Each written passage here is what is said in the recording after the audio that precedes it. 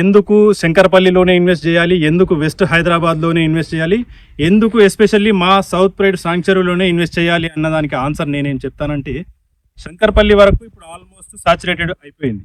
అంటే per square yard 40 నుంచి above వెళ్ళిపోయింది. సో ఇన్వెస్ట్మెంట్ పరంగా అనుకుంటే 25 to 30 బిలో 30,000లో మనం ఇన్వెస్ట్మెంట్ చేయాలనుకుంటాం. సో ఇవాళ సరౌండింగ్ అంతా కూడా ఇంటిగ్రేటెడ్ టౌన్షిప్ అనేది ఏర్పాటు అవుతుంది. సో ఇవాళ మనం 27,000 కనుక మనం స్పెండ్ చేసినట్టయితే రేపు 1 year తర్వాత 30 to 35,000 వరకు మనకు వెళ్ళొచ్చు.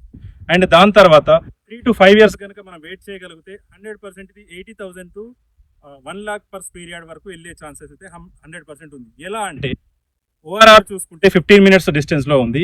కంది ఐఐటి చూసుకుంటే 10 minutes డిస్టెన్స్లో ఉంది, 9 kilometers. అండ్ అదేవిధంగా సంగారెడ్డి చూసుకుంటే 10 to 12 kilometers ఉంది.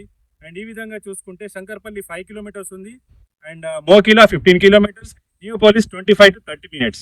సో ఇవన్నీ అడ్వాంటేజ్లు. అంటే శంకర్పల్లిలో తీసుకుంటేనేమో మోకిలా నుండి ఒకే బెల్ట్లో ఉన్నామనే ఫీలింగ్ ఉంటుంది. అండ్ ముంబై హైవేలో తీసుకుంటే ఇటెందుకు తీసుకోలేమనే ఫీలింగ్ ఉంటుంది. సో మా వెంచర్ ఎందుకు ఎస్పెషల్లీ మా వెంచర్లో తీసుకోవడం ద్వారా ఈ అడ్వాంటేజ్ ఉంది అంటే, ఇటు ముంబై హైవేని కనెక్ట్ చేస్తున్నాము అండ్ ఇటు శంకర్పల్లిని కనెక్ట్ చేస్తున్నాము.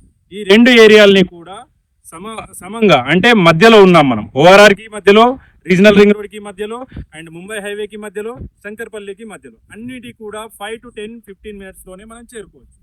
ఆ విధంగా ఈ వెంచర్కి అప్రిషియేషన్ అయితే చాలా ఎక్సలెంట్గా వస్తుంది. అండ్ మన వెంచర్ బ్యాక్ సైడ్ కానీ మన వెంచర్ ఫ్రంట్ సైడ్లో కానీ ఇంటిగ్రేటెడ్ టౌన్షిప్ సౌత్ ఇండియాలోనే టాప్ నెంబర్ 1, నెంబర్ 2 కంపెనీస్ ఇక్కడ ఎస్టాబ్లిష్ అయి ఉన్నాయి.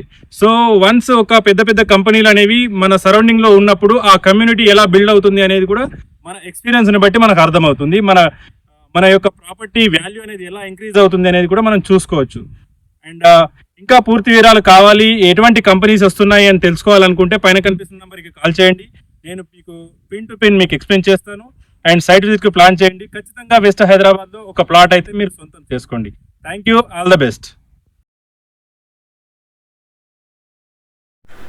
లాస్ట్ 5 to 7 years నుంచి చూసుకున్నట్టయితే మనకి హైదరాబాద్ రియల్ ఎస్టేట్ మొత్తం మార్కెట్లో ఒక సెన్సేషనల్ హిస్టరీ క్రియేట్ చేసిన ఏరియా ఏదైనా ఉంది అంటే అది నియోపోలిస్, కోకాపేట్.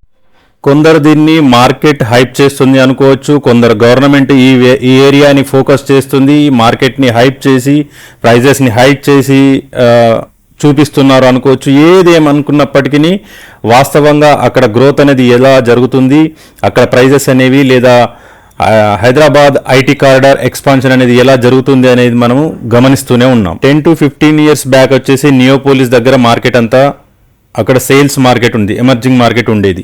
దాని తర్వాత 7 years బ్యాక్, 5 years బ్యాక్ అంతా కూడా మోకిలా వైపు చూసింది.